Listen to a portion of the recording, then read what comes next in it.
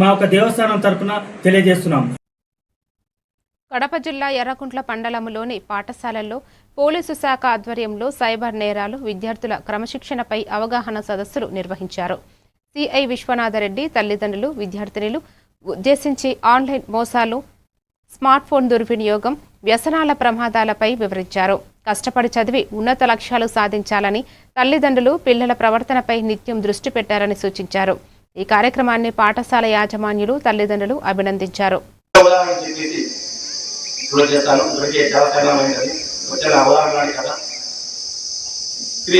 మన పిల్లల్ని ఎంత గాఢం చేస్తున్నాం అనేది ఉదాహరణ.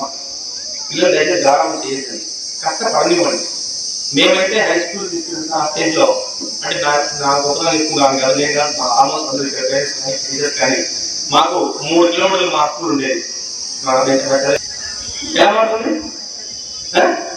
చెప్పండి, బట్టపై తిరగబోతుంది అయినా దొంగలు పోయి తిరగబోతుంది. అవునా? కార్యక్రమంలో తీర్చడంలో కొంతకాలం అయిన తర్వాత అది సీతాకోచంలో కమలు చెందుతుంది. అయితే ఆ పొరుగు దశ నుంచి పొరుగు దిశలో అసలు ఉండాలి, మనం నవ్యాన్ని ఇస్తుంది.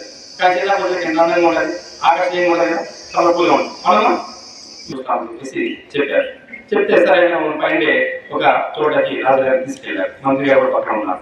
ఒక గొంగలి పురుగు సీతాకోచలుగా మారేటప్పుడు అది ఒక తన ఉన్న రెక్కల్ని ఇచ్చుకొని ఆ పైన ఉన్న ధ్వజాన్ని చీల్చుకొని ఆ సీతాకోచలుగా మారే దశ అక్కడ జరుగుతూ ఉంది. దాని దగ్గరలోనే రాజుగారు ఉన్నారు. అయితే రాజుగారు చూస్తున్నప్పుడు ఆ పురుగు చాలా కష్టపడని గమనించేసి అయ్యో ఇంత కష్టపడిపోతా ఉంది అని చెప్పేసి వెంటనే దాని దగ్గర ఉన్న చిన్న చాకు తీసేసి